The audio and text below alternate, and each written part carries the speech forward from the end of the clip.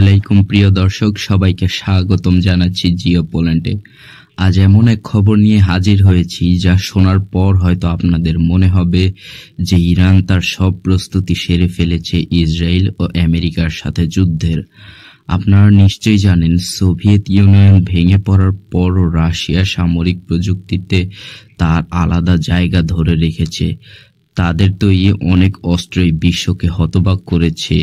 এর মধ্যে একটি বিশেষ নাম ক্রাসুখা ইলেকট্রনিক ওয়ারফেয়ার সিস্টেম। 2014 সালে আনুষ্ঠানিকভাবে রাশিয়ান সেনাবাহিনীতে যোগ দেয় এই সিস্টেম। এই সিস্টেমকে এমনভাবে ডিজাইন করা হয়েছে যেন শত্রুর বিমান, ড্রোন, স্যাটেলাইট এসব বন্ধ আর বধির করে দেয়।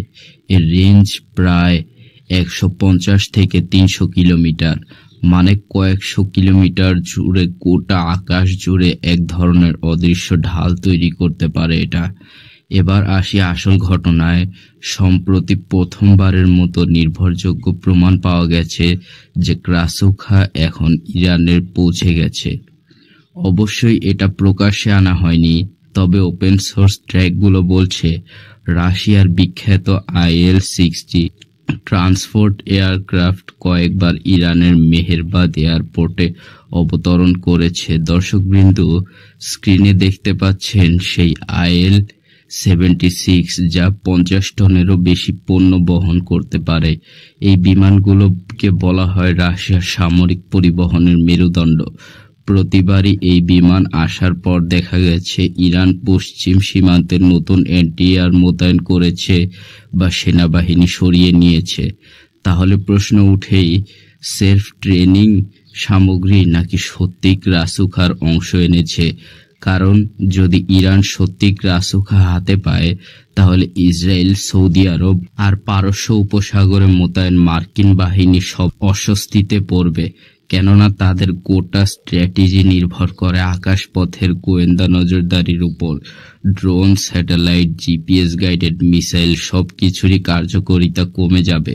ভাবুন তো, যদি হরমুজ প্রণালীর মতো গুরুত্বপূর্ণ জায়গায় এই সিস্টেম মোতায়েন হয়, তখন মার্কিন বা ইসরায়েলি ড্রোনের সিচুয়েশন অ্যাডভান্টেজ হারিয়ে যেতে পারে। তাদের চোখের সামনে যা ঘটছে তা আর স্পষ্ট দেখা যাবে না। দেখুন, এর আগে ইরান রাশিয়ার কাছ থেকে মুরমানস্ক বিএন নামের আরো বড় এক জ্যামিং সিস্টেম পেয়েছিল। এই সিস্টেমের রেঞ্জ প্রায় 5000 কিলোমিটার পর্যন্ত সিগন্যাল বিঘ্নিত করতে পারে।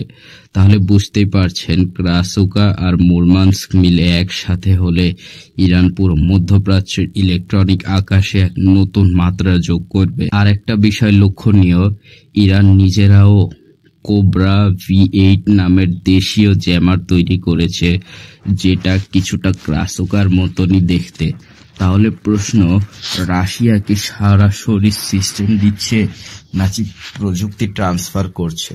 দর্শক, এখানে আসল প্রশ্ন, রাশিয়া কি শুধু ট্রেনিং এর জন্য সিস্টেম পাঠিয়েছে নাকি স্থায়ীভাবে ইরানকে দিয়েছে? যদি স্থায়ীভাবে দেয়, তাহলে এর কৌশলগত প্রভাব হবে বিশাল। ইসরায়েল যদি ইরানের পারমাণবিক স্থাপনায় হামলার চিন্তা করে, ক্রাসুখা থাকলে তাদের আক্রমণ অনেক জটিল হয়ে উঠবে। কারণ ডেটা লিঙ্ক ভেঙে যাবে, রাডার কাজ করবে না, গাইডেড অস্ত্র পথ হারাবে।